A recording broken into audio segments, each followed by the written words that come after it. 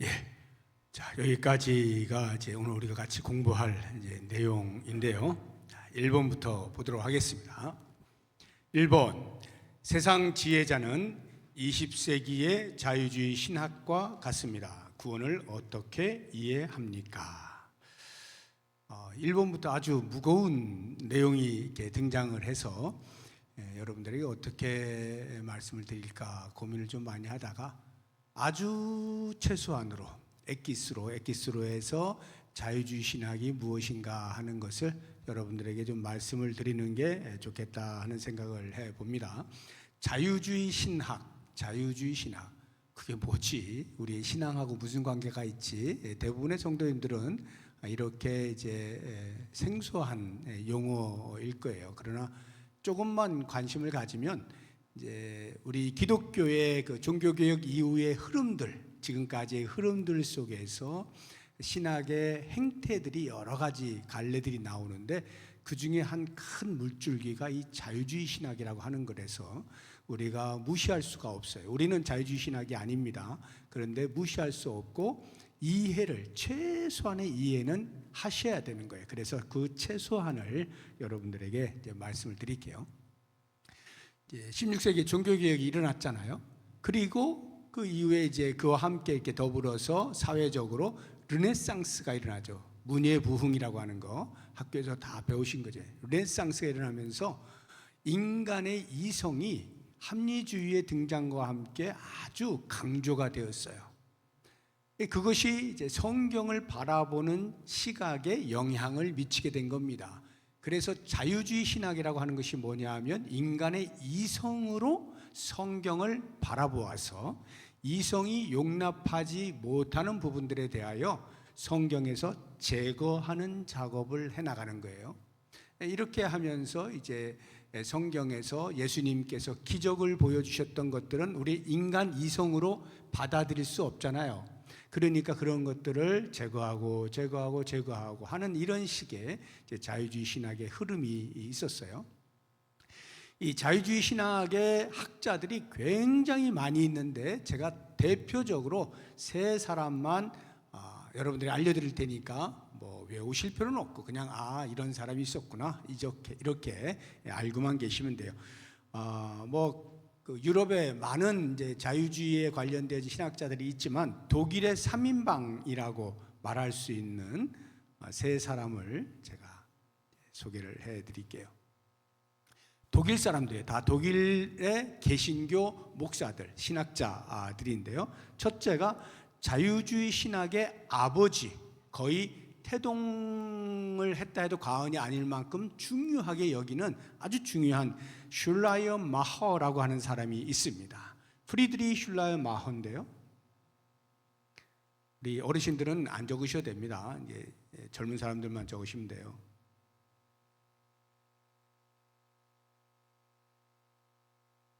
슐라이어 마허라고 하는 이 자유주의 신학의 아버지, 그러니까 18세기 중반에서 19세기 초중반 이 정도까지 활동하던 사람입니다.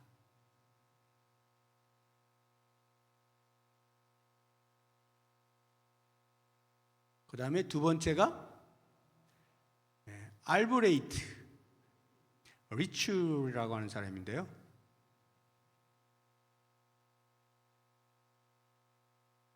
리츄리라고 하는 사람은 이제 하나님 나라의 이 땅에 이미 임한 하나님의 나라에 대해서 많이 이야기했던 사람입니다.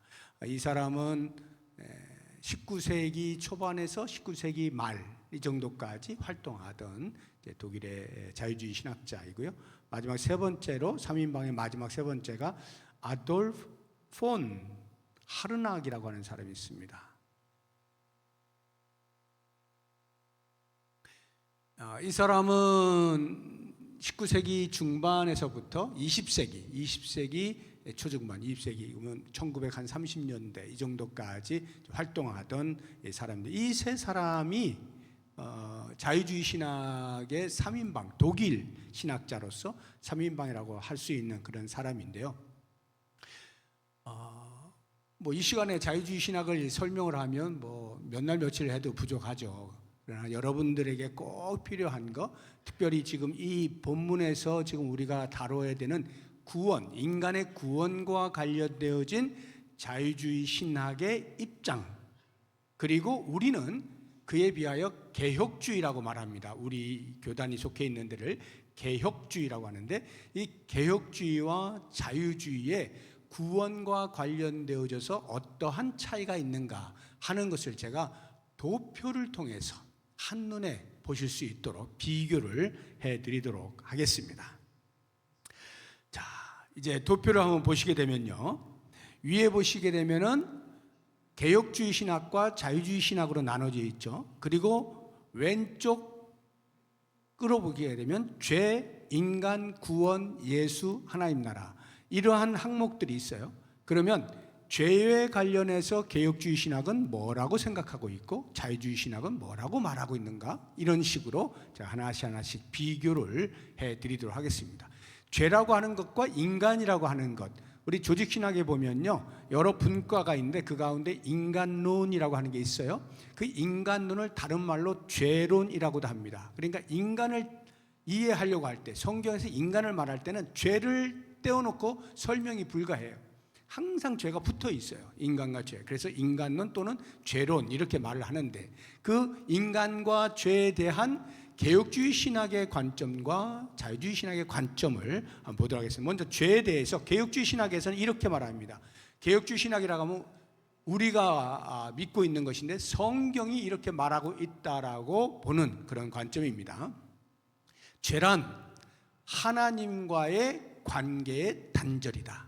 이게 개혁주의 신학에서 보는 죄의 개념이에요. 그런데 자유주의 신학은 어떻게 보느냐면, 죄라고 하는 것은 인간이 가지고 있는 도덕성의 결함이 생긴 것, 이것을 죄라고 보는 것입니다. 도덕적으로 미성숙하다거나 윤리적으로 실패했다거나 하는 이런 것을 가리켜서 죄라고 말을 하는 것입니다.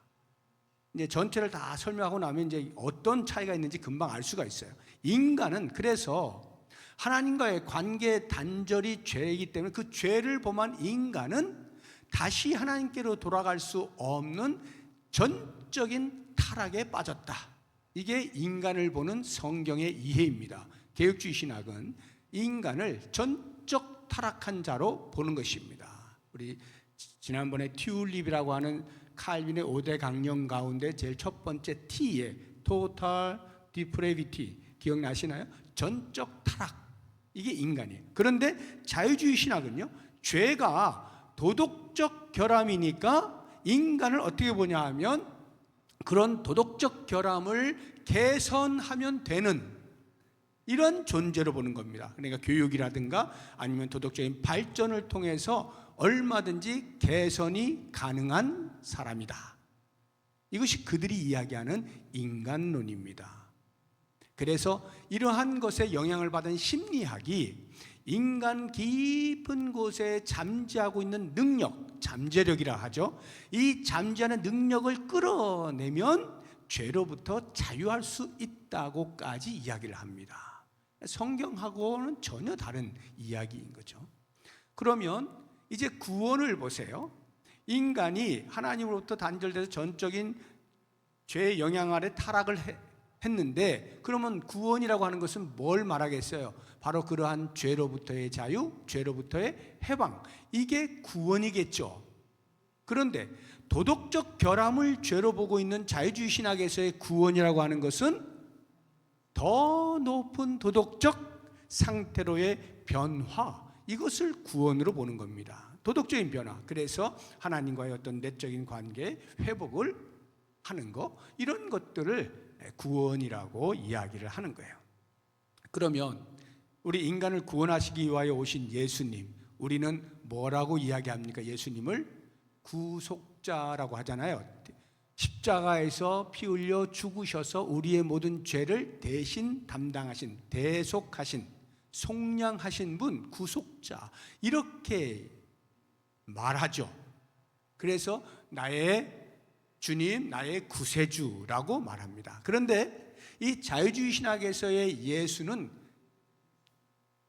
죄가 도덕적 결함에 불과한 것이기 때문에 예수가 인간을 구원하기 위하여 이 땅에 왔다 하는 것에 대한 이해는 도덕적으로 우리 모든 인간에게 모범이 될 만한 훌륭한 삶을 산 성인으로 보는 것입니다. 그래서 십자가에서의 희생과 사랑, 하나님의 사랑을 아주 완벽하게 보여준 사람, 예수님을 그렇게 설명을 하는 것입니다. 자, 그러다 보니까 우리가 지금까지 들어왔던 성경에서 말하는 인간 죄 또는 구원, 그래서 예수님이 어떤 분이신가 하는 것과는 이 자유주의 신학에서 이야기하는 것은 너무나 거리가 멀다는 것을 알 수가 있어요. 자유주의 신학이 구원을 말할 때 우리가 보통 개인적 구원을 성경이 말하잖아요. 개인적 구원. 그런데 자유주의 신학에서는 거기서 좀 확장되어져서 사회적 구원까지 이야기를 합니다. 사회적 구원. 그래서 하나님 나라라고 하는 것에 대한 개념이 우리가 성경에서 말하고 있는 설명하는 그것과 그들이 말하는 것이 사뭇 달라요. 하나님 나라의 개념을 성경에서는 뭐라고 이야기하느냐면 이미 임한, 그러나 아직은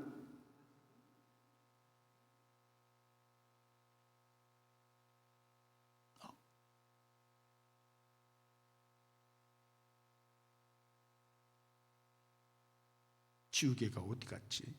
이건가? 아니네. 네.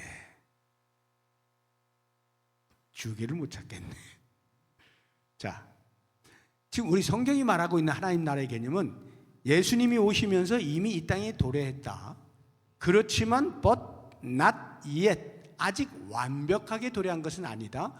예수님이 재림하실 때가 하나님 나라가 완벽하게 도래하는 것이다 라고 해서 이것은 하나님 나라의 현재성을 말하고 있다라고 하면 낫옛은 미래성을 이야기하는 거죠. 아직 도래하지 않은, 그래서 우리가 가게 되어질 천국, 그것을 이야기하는 거예요. 이게 이제 성경이 말하는 하나님 나라 개념인데, 이 자유주의 신학에서의 사회적 구원의 관점에서 설명을 하게 되어지면 이 땅에서 존재하고 있는 사회, 나라가 얼마나 윤리적으로 고상한 공동체가 되느냐 하는 현재적 윤리 공동체에 관심이 있어요. 사회적 구원이라고 하는 것이 바로 그러한 것이다, 이렇게 설명을 하고 있는 것입니다.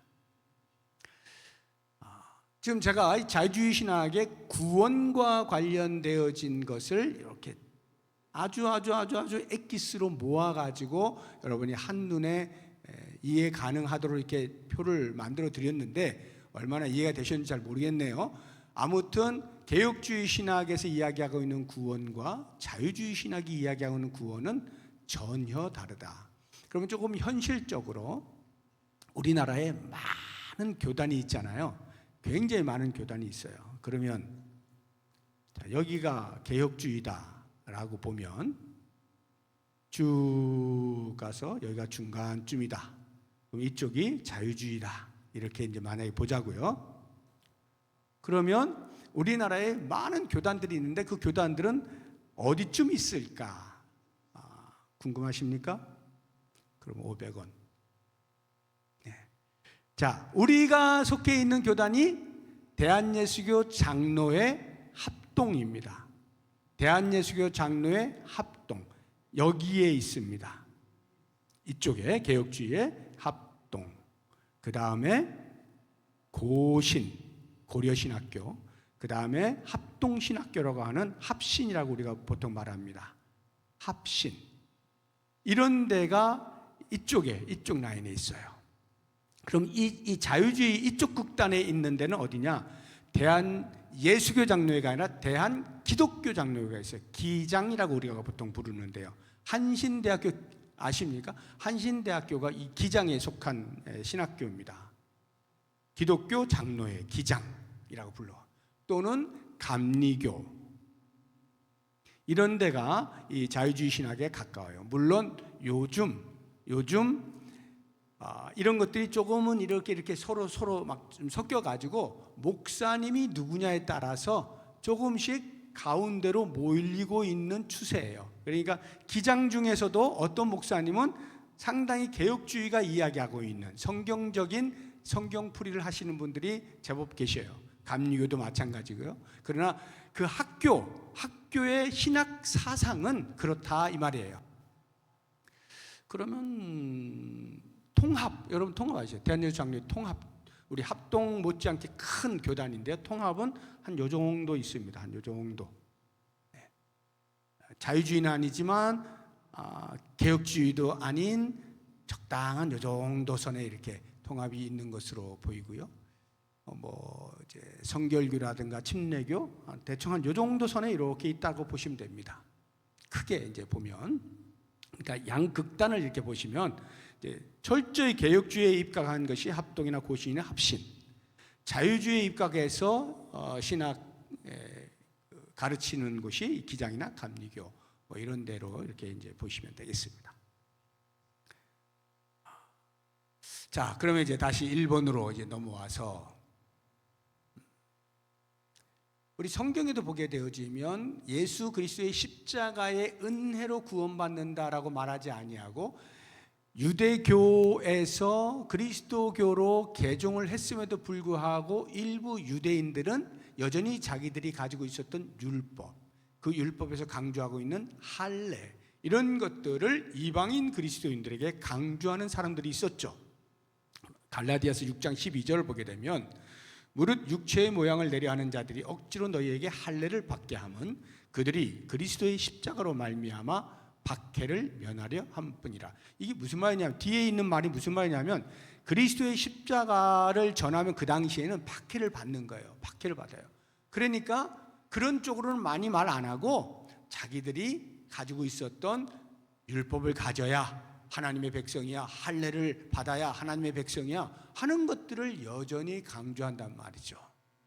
그래서 이렇게 말하게 되어지는 이유가 뭘까? 이것을 사도 요한이 아주 명확하게 우리에게 알려주고 있습니다. 요한일서 4장 5절 우리 같이 한번 읽어보겠습니다. 시작.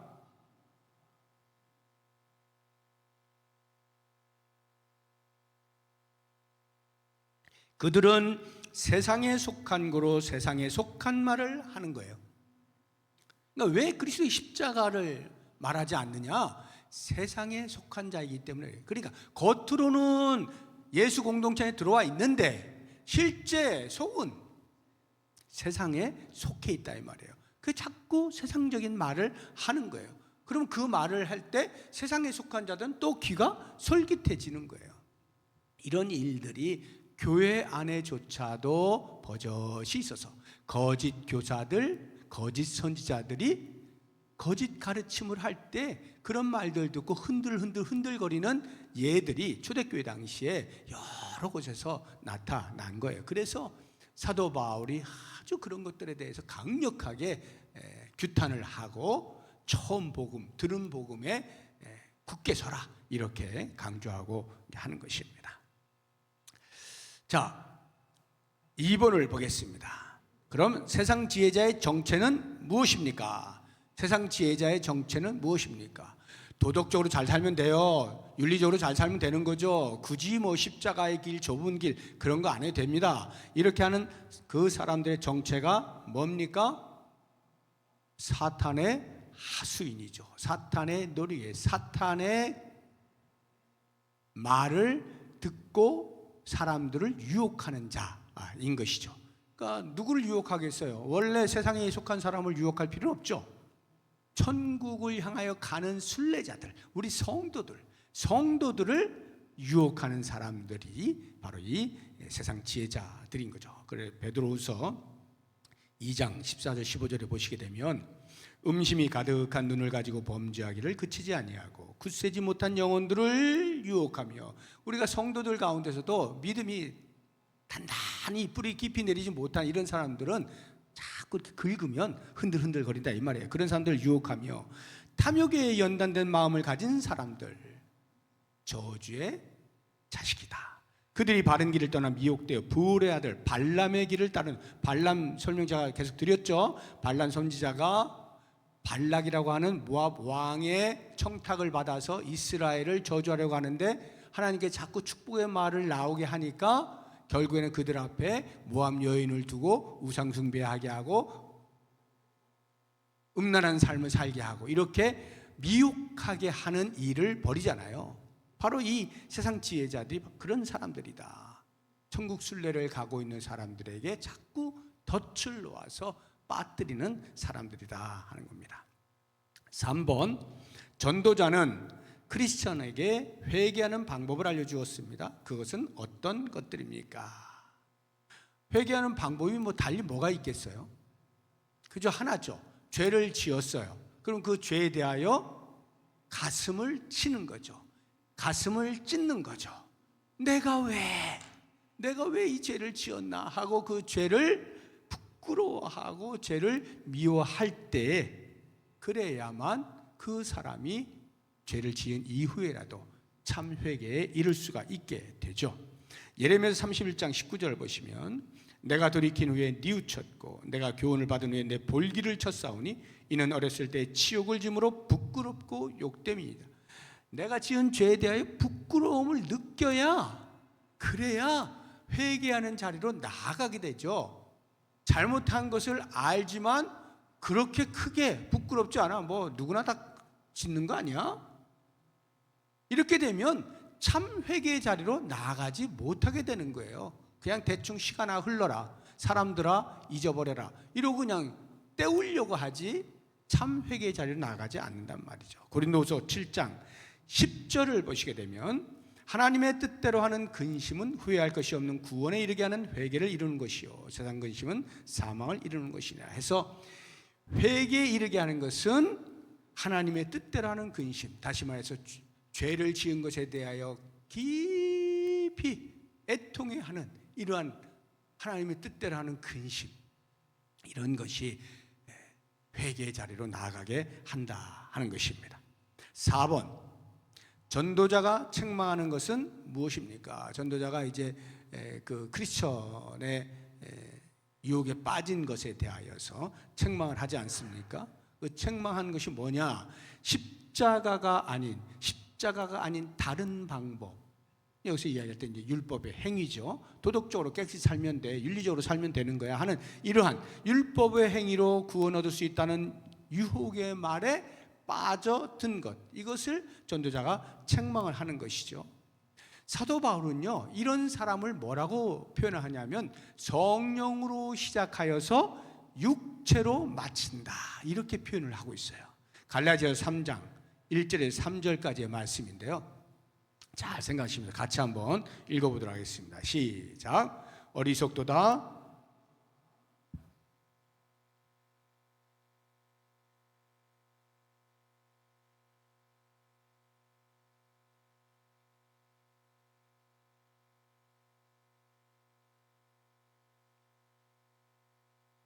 너희가 이같이 어리석으냐? 성령으로 시작하였다가 이제는 육체로 마치겠느냐? 이게 무슨 말이에요? 성령으로 시작했다.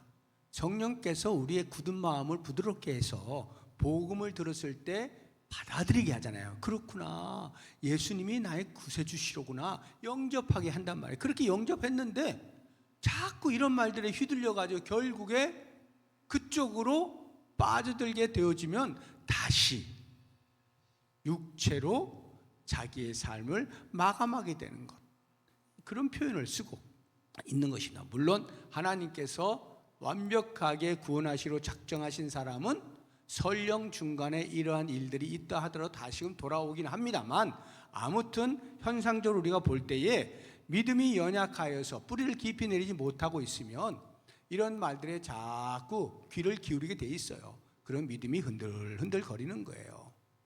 그래서 어떤 사람은 내려놓게 되는 경우들도 없지 않는 거예요. 우리 눈으로 볼 때 그렇다는 거예요. 5번, 율법을 지켜서 혹은 도덕적으로 스스로 구원하려는 노력은 결국 어떻게 됩니까? 도덕적으로 잘 살면 우리 구원받을 수 있어 라고 생각하게 되어지면 그 결국이 어떠하냐 이 말이에요. 두 가지를 우리가 생각할 수 있는데요. 하나는 자신을 속이는 겁니다. 자, 이게 무슨 말이냐 하면요. 먼저 성경을 한번 읽고 이제 설명을 제가 드리는 게 좋을 것 같아요. 로마서 2장 21절에 23절에 이렇게 나옵니다. 그러면 다른 사람을 가르치는 내가 내 자신은 가르치지 아니하느냐? 도둑질하지 말라 선포하는 내가 도둑질하느냐? 간음하지 말라 말하는 내가 간음하느냐? 우상을 가증히 여기는 내가 신전 물건을 도둑질하느냐? 율법을 자랑하는 내가 율법을 범함으로 하나님을 욕되하느냐? 지금 누구에게 하는 말일까요? 율법을 자랑하는 사람들, 종교 지도자들, 바리새인들 말하는 거죠. 이런 사람들에게 너희가 이스라엘 백성들에게는 실컷 율법대로 살아야 된다, 이래야 된다, 저래야 된다 다 하면서 정작 너희들을 돌아봐라. 너희들은 다 어기면서 살고 있지 않느냐 이 말이에요. 그런데 그 바리새인들이 정말 그렇게 생각하고 있을까요? 아니요. 놀랍게도요. 자신을 속이는 거예요. 이게 어떻게 자기를 속일 수가 있지 생각할지 모르지만요. 돼요. 이게 돼. 아주 어떤 그 계략을 꾸밀 때 그 계략이 반드시 성공해야 된다라고 하면 보통 어떻게 이야기하냐면 자기와 함께 팀을 이루고 있는 그 계략을 성공시키기 위하여 팀을 이루고 있는 팀원들조차도 다 속여야 된다라고 말을 합니다. 그래야만 그 계략이 성공한다고 말해요. 더 심하게는 자기 자신조차도 속아야만 그 계략이 성공한다라고 말해요. 어떻게 내가 나를 속일 수가 있지? 나는 그래도 아는 거 아닌가 하는데요. 이게 자기도 속아 넘어가는 그런 어떤 이게 체면이라고 말을 해야 되는지 자기 암시라고 말을 해야 되는지 말이죠. 실제로 자기조차도 나는 율법을 잘 지키는 사람이야. 그러니까 나는 사람들에게 율법을 잘 지키라고 말할 수 있는 권리가 있는 사람이야. 이렇게 스스로 자기를 속여가면서 하고 있다 이거예요. 속였죠. 그러니까 사실은 아닌 거죠. 사실은 율법대로 살지 못하는 거예요. 근데 자기를 그냥 속이는 거예요. 두 번째는 그럼 속이지 못하는 사람은 어떻게 되는가?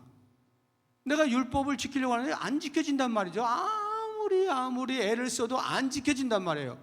그러면 결론에 도달하는 게 뭘까요? 절망이죠. 안 되는구나. 나는 안 되는 사람이구나. 절망에 빠지죠.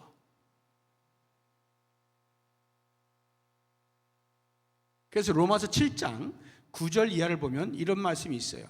전에 율법을 깨닫지 못했을 때에는 내가 살았더니, 이게 무슨 말이냐면 율법이 나에게 없을 때, 어떤 법, 기준이 없을 때는 내 마음대로 할 수 있잖아요. 내 마음대로 하는 거예요. 내가 살았더니 계명이 이름에 법이 다가왔어요. 그러니까 법을 지키지 못하는 자기 자신을 발견한단 말이죠. 죄가 살아나고 나는 죽었도다. 생명에 이르게 할 그 계명이 내게 대하여 도리어 사망에 이르게 하는 것이 되었도다. 그 계명이 나를 죽이려고 계명이 있는 게 아니고 계명을 잘 지켜 잘 살아라 하는 차원에서 계명을 주신 것인데 지키지 못하는 자기로 인하여서 그 계명이 오히려 자기를 사망에 빠뜨리게 된다 이 말이에요. 죄가 기회를 타서 계명으로 말미암아 나를 속이고 그것으로 나를 죽였는지라. 도저히 나는 내 힘으로 할 수 없음에 버티고 또 노력하다가 결국에는 좌절과 절망에 빠질 수밖에 없다 하는 거예요. 그래서 율법을 지켜서 구원에 이를 수 있다라고 하는 말은 완전히 거짓말이에요. 착각이에요. 그 결과는 이 둘 중에 하나일 뿐이에요. 자신을 속여서 그렇게 되겠지라고 하는 것, 그러나 속아 넘어간 것 뿐이죠. 사실은 안 되는 거고요. 속지 않고 알게 되어지면 절망에 빠지는 거고요.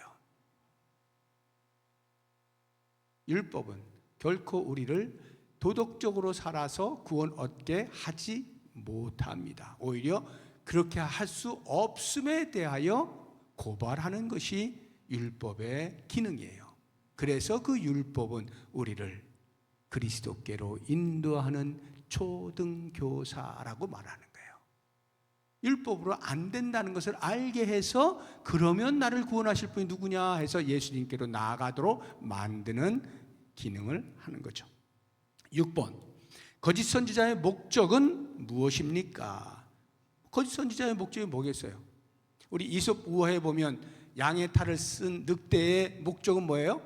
양을 잡아먹는 거죠. 양을 잡아먹는 거죠. 그러니까 천국 순례자의 영혼을 속이고 진리로부터 멀리 떨어지게 해서 결국에는 그 영혼을 파괴하고자 하는 것이 거짓 선지자의 목적이죠.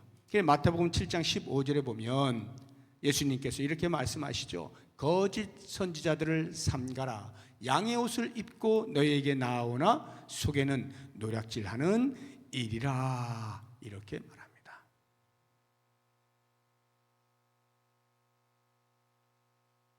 사자성어 중에 양두구육이라고 하는 말이 있어요. 양의 머리를 걸어놓고 실제로는 개고기를 판다, 이 뜻이에요. 무슨 말이에요? 겉으로는 그럴싸한데 속은 완전히 거짓으로 가득 찼다, 이런 이야기거든요. 뭐 표리부동하다 이런 말하고 비슷한 건데, 지금 이 겉으로는 양의 탈을 싹 쓰고 있어가지고 뭐가 뭔지 몰라요.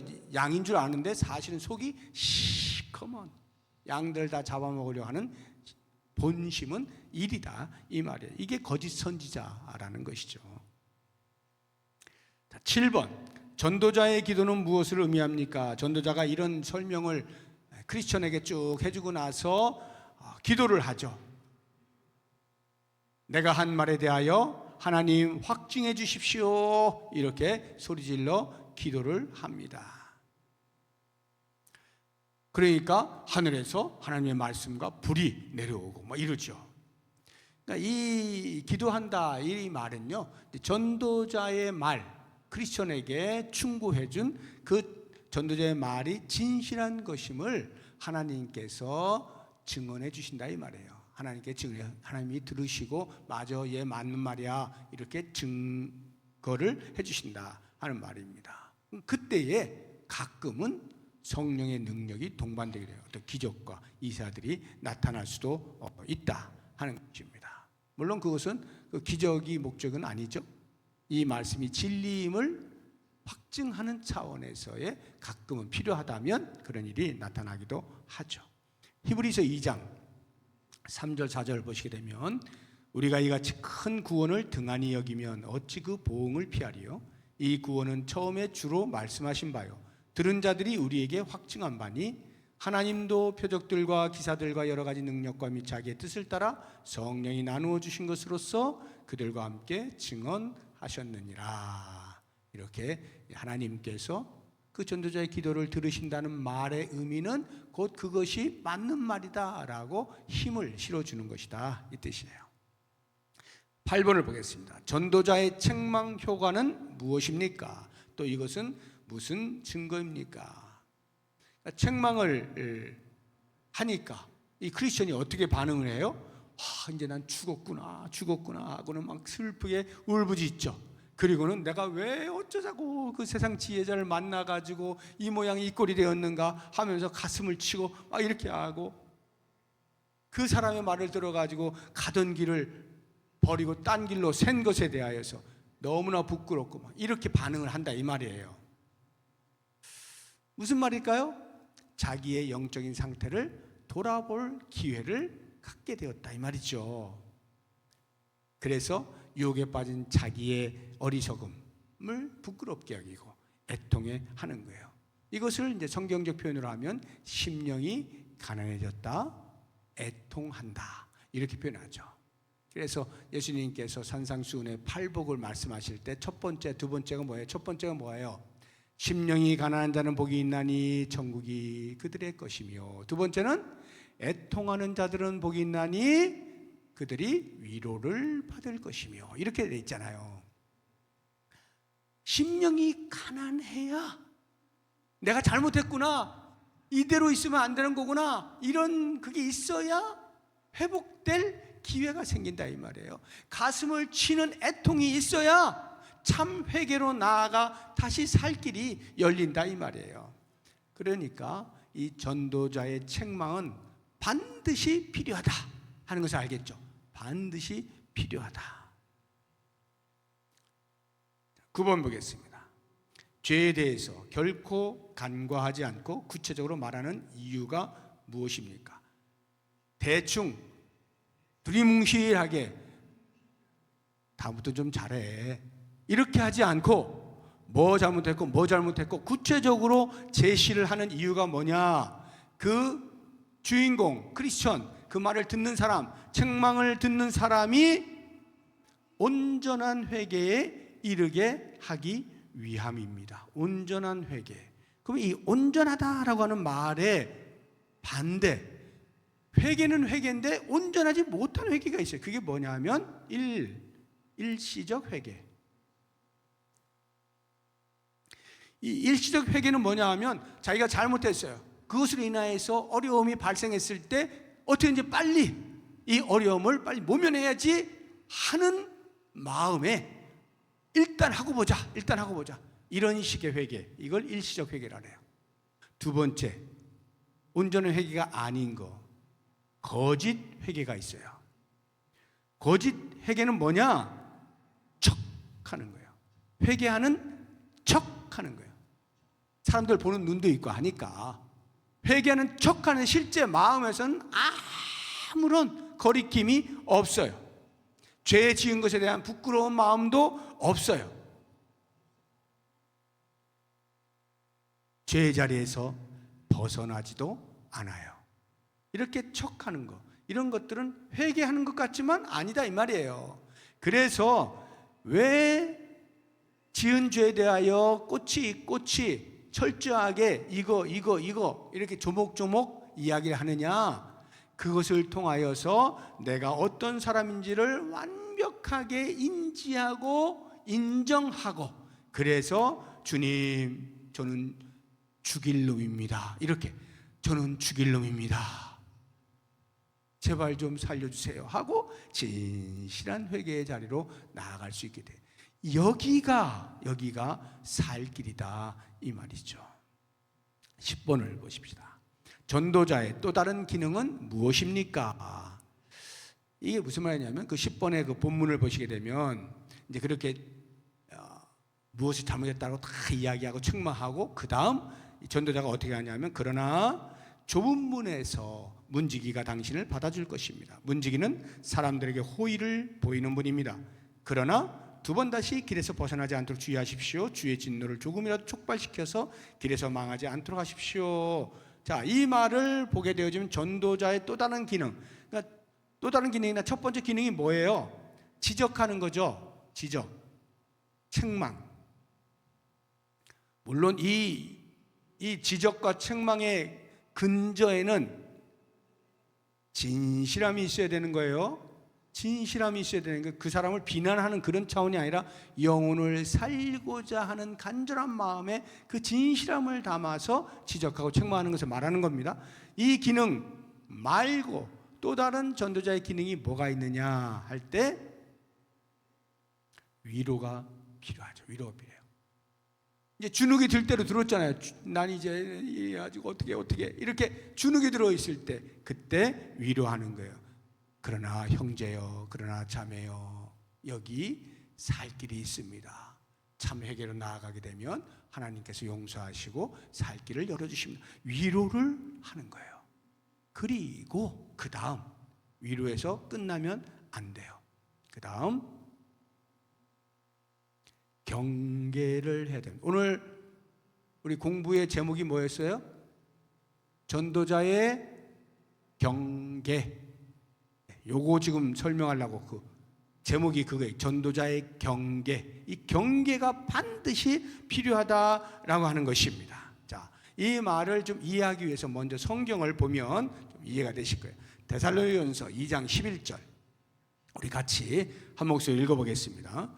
너희도 아는 바와 같이 우리가 너희 각 사람에게 아버지가 자기 자녀에게 하듯 권면하고 위로하고 경계하노니, 권면하고 위로하고 경계하노니 할 때, 지금 권면하고 위로하고 경계한다. 그럼 요건 지금 이해가 됐잖아요. 여기 두 개는. 그럼 이 경계가 뭐냐 이 말이에요. 경계가. 경계에 대해서 경계하노니라고 우리 개역개정 한글 성경이 이렇게 번역해 놨잖아요. 다른 한글 성경들 또는 영어 성경들을 보게 되어지면 어떤 시로 번역해 놨냐면 어떤 번역본은 지도, 경고, 명령, 당부 이런 식으로 번역을 해놨어요. 영어로는요, charge, 명령한다, 지시한다 이런 말, charge, implore, 간청한다는 말이에요. urge, 촉구한다는 말이에요. 또는 plead, 이것도 간청한다 이런 말인데, 이런 단어들로 지금 이 경계라고 하는 말을 번역을 해놓았거든요. 이 경계라는 번역을 이런 식으로 해놨단 말이에요. 그러면 이제 이런 번역된 용어들을 통해서 우리가 이해할 때에 권면하고, 그러니까 책망하고 지적하고, 그 다음에 주눅 들어 있는 자를 품어주어서 위로하고, 그것으로 끝나지 아니하고 경계, 다시는 같은 죄를 범하면 안 돼. 예수님께서 베데스다 연못에 38년 된 병자를 고쳐주신 이후에 너 이제 나음을 얻었다. 가서 이제 다시는 죄를 범치 말라. 경계하시는 거예요. 경계, 당부하시는 거예요. 그래서 부모가 자녀에게, 아버지가 자녀에게 하듯 사도 바울이 지금 그 이야기를 하잖아요. 바로 이겁니다. 우리 지금 다 부모들 경험이시잖아요. 부모가 자녀에게 할 때, 자녀가 뭘 잘못했어요. 그럼 어떻게 해요?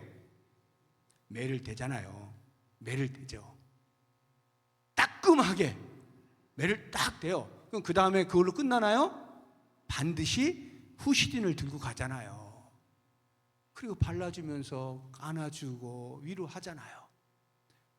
그리고 그것을 끝나나요? 자, 내가 이제 발라줬으니까 다음부터 또 똑같이 해도 괜찮아? 이러나요? 안 그러죠. 어떻게 말해요? 많이 아팠지? 많이 아팠지? 다음부터 절대 하면 안 된다. 너 하면 또 맞을 수 있어. 다음부터 절대 하면 안 돼. 이렇게 엄중한 당부를 하는 거예요. 이게 경계라 이 말이에요. 그러니까 전도자의 경계라고 할 때에 크리스천, 천국의 순례길을 걸어가는 사람이 잘못하여서 유혹의 늪에 빠졌을 때, 곁길로 갔을 때 책망하고 지적하고 다시 돌아오라 호소하고, 그리고는 하나님이 살 길을 열어놓으셨다, 참 회개의 자리에 일어나야 된다 위로하면서 다시는 그렇게 하지 맙시다. 다시는 그런 길을 가지 맙시다. 우리 정신 차립시다. 이게 경계라고 하는 말입니다. 마지막 11번. 크리스천이 책망을 달게 받고 회개한 증거가 무엇입니까? 이렇게 됐어요. 책망을 달게 받았어요. 그리고 진정으로 회개했어요. 어떻게 할 수 있을까요? 예를 들어서 제가 뭘 잘못했는데 제 스승님이 저에게 책망을 했어요. 제가 다시는 안 할게요 라고 참 회개를 했어요. 증거가 뭐냐고요? 내가 정말로 난 이제 다시는 안 할 거야 하는 증거가 뭐예요? 예를 들어서 내가 이쪽 길로 가는데 그 길 아니야 라고 책망을 받고 지적을 받고 회개를 해서 그러면 180도 반대 방향으로 걸어가는 것, 이 반대 방향으로 걸어갈 때 비로소 나는 책망도 달게 받았고 참 회개를 했다라고 말할 수 있겠죠. 돌아가야 되는 거예요. 크리스천이 순례길을 가다가 곁길로 빠졌단 말이죠. 그 책망을 받고 어떡하지 하고 참 회개를 했어요. 그럼 어떻게 그 다음에 다시 순례길을 걸어갈 때 이 책망을 달게 받은 것에 대한 증거가 된다. 참 회개의 증거가 된다 이 말이에요. 고린도후서 7장 11절 보면 보라, 하나님의 뜻대로 하게 된 이 근심이 너희를 얼마나 간절하게 하며 얼마나 변증하게 하며 얼마나 분하게 하며 얼마나 두렵게 하며 얼마나 사모하게 하며 얼마나 열심히 있게 하며 얼마나 벌하게 하였는가. 너희가 그 일에 대하여 일체 너희 자신의 깨끗함을 나타내었느니라. 예레미야서 31장 21절 보면 하나님께서 이렇게 외치십니다. 이스라엘 백성들을 향하여 처녀 이스라엘아, 너의 이정표를 세우며 너의 편말을 만들고 큰 길 곧 내가 전에 가던 길을 마음에 두라. 돌아오라. 내 성읍들로 돌아오라. 가던 길로 다시 돌아올 때에 그가 확실히 참 회개에 이르렀다는 것을 알 수 있게 되어지는 것이죠. 자, 오늘 우리가 이 전도자의 경계라고 하는 이제 제목을 가지고 이제 공부를 하였는데, 우리가 천국의 순례길을 걸어가면서 때때로 우리의 어떤 연약함으로 인하여서 실수를 하거나 곁길로 가거나 곁눈질을 하거나 늪에 빠지거나 이런 일들이 발생할 때 전도자의 역할을 누가 할까요? 우리에게 책망하고 알려준 전도자의 역할, 기본적으로는 하나님의 말씀이 우리에게 그런 역할을 하시고, 성령, 우리 안에 내주하에 계신 성령이 그렇게 하시고, 주의 교회를 목양하도록 세우신 종들이, 주의 종들이 그런 역할을 하는 것이고, 우리 소그룹의 인도자들이 그룹원들을 위하여 그런 역할을 하는 것이고, 그렇게 할 때에 그 책망을 네가 뭔데 나한테 그런 말, 네가 뭔데, 이거는 책망을 달게 받은 모습이 아니죠. 그런 사람은 참 회개에 이를 수가 없어요. 죽었다 깨나도 그냥 씩씩거리다가 그냥 죽는 거죠. 그러나 그런 말들을 달게 받고, 그래 내가 여기에 있을 사람이 아닌데 내가 크게 잘못했구나 하고는 회개하고 돌아서서 다시 천국을 향하여 걸어가는 순례자의 삶을 살아가는 것, 이것이 우리가 해야 할 모습이다 하는 것입니다. 자, 오늘 배운 말씀을 가지고 같이 기도하기 전에 먼저 주님 뜻대로 살기로 했네. 지난주에 제가 간단한 솔로를 했는데 같이 한번 불러보도록 하겠습니다. 이거 옛날 버전, 요즘 버전이 또 이 찬양으로 요즘 버전이 또 있어요. 근데 그 리듬이 우리 어르신들이 부르기 상당히 어려워서 우리 옛날 버전으로, 익숙한 버전으로 같이 한번 불러보도록 하겠습니다.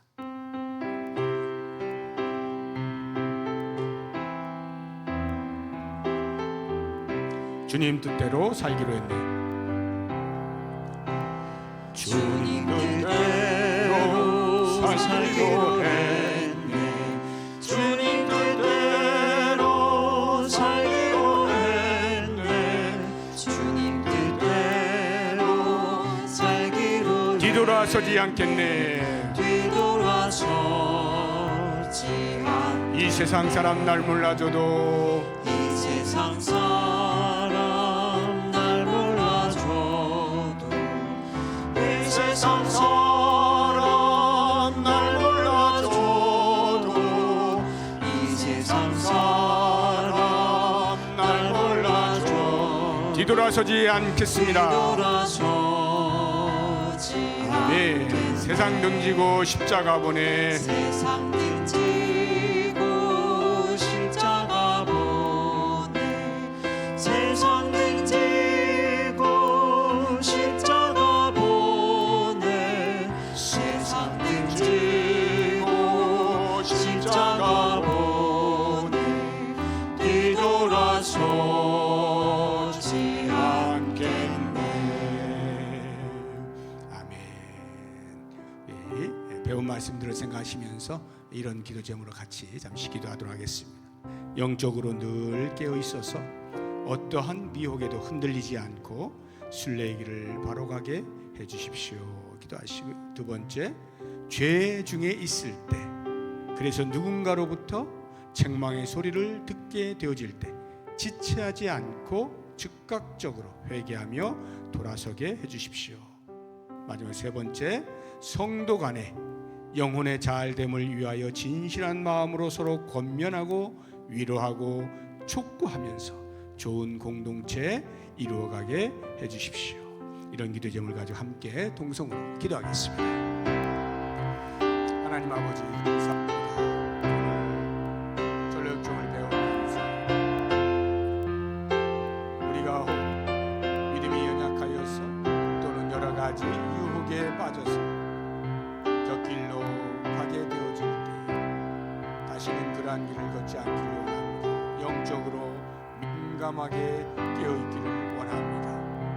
아무리 달콤한 유혹의 말들을 듣는다 할지라도 도무지 흔들림 믿음의 뿌리를 깊게 낼 수 있도록 도우시길 원합니다. 그리하여서 우리가 걸어가야 할 바 천성을 향하여 앞을 바라보고 순례길을 두고두고 걸어갈 수 있도록 인도하여 주시길 원합니다. 하나님이 혹시라도 우리의 연약함으로 인하여 늪에 빠졌을 때, 곁길로 빠졌을 때 하나님의 말씀이 내 안에 성령께서 또는 사랑하는 성도 누군가를 통하여서 책망의 소리를 듣게 되었을 때에 거부하지 않게 해주시고 겸손히 그 말씀을 받아들이고 참 회개의 자리로 나아가서 주님의 도우시는 은혜를 구하며 새롭게 거듭날 수 있는 복을 허락하여 주시길 원합니다. 그래서 우리가 피차에 서로를 돌아보면서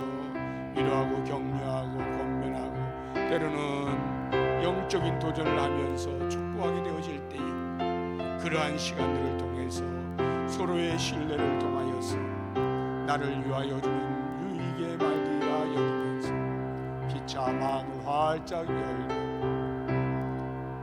좋은 공동체를 이루어갈 수 있도록 인도하시길 원합니다. 그리하여서 우리 공동부교회가 특별히 소그룹 가운데에서 모든 그룹원들이 마음과 마음을 활짝 열고 서로를 알아가는 만큼이나 영적인 성숙을 위하여 이러한 권면과 위로와 경계의 말들이 가감없이 나누어질 수 있게 하여 주시고 그래서 보다 더 성숙한 소그룹들로 나아갈 수 있도록 인도하여 주옵소서. 예수님의 이름으로 기도드립니다. 하나님 아버지 감사합니다.